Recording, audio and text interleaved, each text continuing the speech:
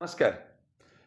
ଆପଣ ଜାଣିଛନ୍ତି ଯେ ଓଡ଼ିଶାରେ ବିଦ୍ୟୁତ୍ ସମସ୍ୟା ଏବଂ ହନ୍ତସନ୍ତ ଜନତା ଏଇଭଳି ଏକ କାର୍ଯ୍ୟକ୍ରମ ଓଡ଼ିଶାର ବିଭିନ୍ନ ଅ, ମ- ଗଣମାଧ୍ୟମ ଏବଂ ବିଭିନ୍ନ ଯେଉଁମାନେ ଉପଭୋକ୍ତା ଅଛନ୍ତି ତାଙ୍କୁ ନେଇକି ଆମେ କାର୍ଯ୍ୟକ୍ରମ କରୁଛୁ। ବିଭିନ୍ନ ରାଜନୈତିକ ଦଳର ବ୍ୟକ୍ତିବିଶେଷ ଏବଂ ନେତାମାନେ ମଧ୍ୟ ଏଥିରେ ଅଂଶଗ୍ରହଣ କରିଛନ୍ତି।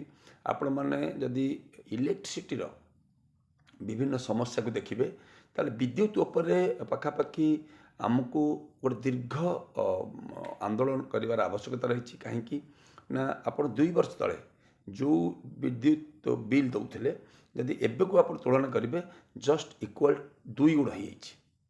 ଆପଣ ଯଦି 1,000 ଟଙ୍କା ଦେଉଥିଲେ ଏବେ 2,000 ଟଙ୍କା ଦେଉଛନ୍ତି, ଯଦି 2,000 ଟଙ୍କା ଦେଉଥିଲେ ଏବେ 4,000 ଟଙ୍କା ଦେଉଛନ୍ତି। ତାର ଯଦି ମୂଳ କାରଣ ଆମେ ଖୋଜିକି ଯେତେବେଳେ ତର୍ଜମା କଲୁ ଏବଂ ଉପଭୋକ୍ତା ମହାସଂଘର ଯିଏ ଅଛନ୍ତି ସଭାପତି ରମେଶ ଶତପଥୀ ହୁଅନ୍ତୁ କିମ୍ବା ଆପଣଙ୍କର ଯେଉଁମାନେ ଏ ସେକ୍ଟରରେ କାମ କରୁଛନ୍ତି ଆମେ ସେମାନଙ୍କ ସହିତ ଯେତେବେଳେ ଆଲୋଚନା କରିକି ଦେଖିଲୁ ଏଥିରେ ଆମକୁ ଜଣାପଡ଼ିଲା ଯେ ଆ ଭିତରେ ଗୋଟେ ବଡ଼ ଷଡ଼ଯନ୍ତ୍ର ରହିଛି ଏଇ ବିଦ୍ୟୁତ୍ ଯୋଗାଇବାର ଲୋକମାନଙ୍କୁ।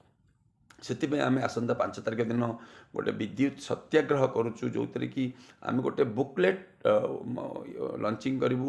ଯେଉଁ ବୁକଲେଟ୍ ପାଖାପାଖି 1,00,000 ବୁକ୍ ସେ ଓଡ଼ିଶା ସାରା ସବୁଠିକି ପଠାଇବୁ ଏବଂ ସେଥିରେ ସମୁଦାୟ ଯେଉଁ ବିବରଣୀ ଅଛି ଯେ କେମିତି OERC ଗଠନ କରାଗଲା ଏବଂ OERCର କ'ଣ ରୋଲ୍ ଏବଂ କାହିଁକି ଓଡ଼ିଶାରେ ବିଦ୍ୟୁତ୍ ଯୋଗାଣରେ ଆମର ଉପଭୋକ୍ତାମାନଙ୍କୁ ଠକୁଛନ୍ତି, ଚିଟ୍ କରୁଛନ୍ତି ତା ବିଷୟରେ ଆମେ ଡିଟେଲ୍ ଡାଟା ଦେଇଛେ। ଆପଣମାନେ ଆସନ୍ତା 5 ତାରିଖ ଦିନ ରାଜଭବନ ସମ୍ମୁଖରେ ଯେଉଁ ସତ୍ୟାଗ୍ରହ ହେଉଛି ତାକୁ ସମର୍ଥନ କରନ୍ତୁ।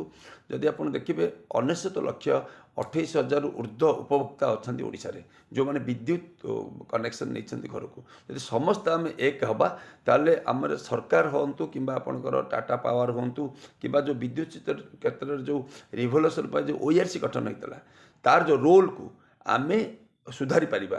କାହିଁକିନା ଯେହେତୁ ଗୋଟେ ବିରୋଧ ହେଉନି ଏବଂ ଆନ୍ଦୋଳନ ହେଉନି ଏବଂ ସେଥିରେ କେହି କିଛି କହୁନାହାନ୍ତି, ସେଥିପାଇଁ OERCରେ ଯେଉଁ ପ୍ରଶାସନିକ ଅଧିକାରୀ ଯାଉଛନ୍ତି ସେମାନେ ତାଙ୍କର ମନମାନି କରୁଛନ୍ତି।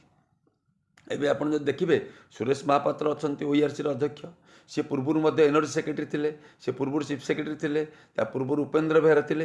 ଯେଉଁମାନେ ପ୍ରଶାସନିକ ବ୍ୟବସ୍ଥା ଭିତରେ ଅଛନ୍ତି ସେଇମାନେ ଯାଇକି ସେଠି ଦାୟିତ୍ୱରେ ରହୁଛନ୍ତି, ତାଙ୍କ ଭୁଲକୁ ସୁଧାରିବା ପାଇଁ ଯାଉଛନ୍ତି ସେଠିକି। ତେଣୁ ଆମେ OERCକି ଗୋଟେ ଇଣ୍ଡିପେଣ୍ଡେଣ୍ଟ ବଡ଼ି କରିବାର ଆବଶ୍ୟକତା ରହିଛି, ଯେଉଁଥିରେ କି ଆମକୁ ରେଟ୍ ଆମେ 2 ଟଙ୍କା 30 ପଇସାରେ ଆମେ ମାର୍କେଟରେ ପାଉଥିଲେ, ଏବେ 3 ଟଙ୍କାରେ ପାଉଛେ, କିନ୍ତୁ ସମାନ ପରିମାଣରେ ଯଦି କିଛି ଅଧିକ ୟୁଜ୍ କରୁଛନ୍ତି 5 ଟଙ୍କା 80 ପଇସାରେ ପାଉଛେ। ଇଡି ନାମରେ ଗୋଟେ ଲୁଟ୍ କରାଯାଉଛି ଏବଂ MFC ନାମରେ ମଧ୍ୟ ଗୋଟେ ଲୁଟ୍ କରାଯାଉଛି, ତାକୁ ଆମେ ବିରୋଧ କରିବା ଏବଂ ଏଇ ବିଦ୍ୟୁତ୍ ସତ୍ୟାଗ୍ରହରେ ଆପଣ ଆସନ୍ତୁ। ଆସନ୍ତା 5 ତାରିଖ ଦିନ ସକାଳ 10 ଘଟିକା ସମୟରେ ରାଜଭବନ ସମ୍ମୁଖରେ ଆପଣ ସ୍ୱମୋଟ ଆସନ୍ତୁ, ଏ ଆନ୍ଦୋଳନରେ ଅଂଶଗ୍ରହଣ କରନ୍ତୁ। ଏ ବିଦ୍ୟୁତ୍ ସଂସ୍କାରକୁ ଆମେ ଯେଉଁ ଆନ୍ଦୋଳନ ମାଧ୍ୟମରେ ସଂସ୍କାର କରିବାକୁ ଚେଷ୍ଟା କରୁଛୁ ଆପଣଙ୍କ ସହଯୋଗ ଆବଶ୍ୟକତା ଅଛି। ଧନ୍ୟବାଦ। ଜୟ ହିନ୍ଦ।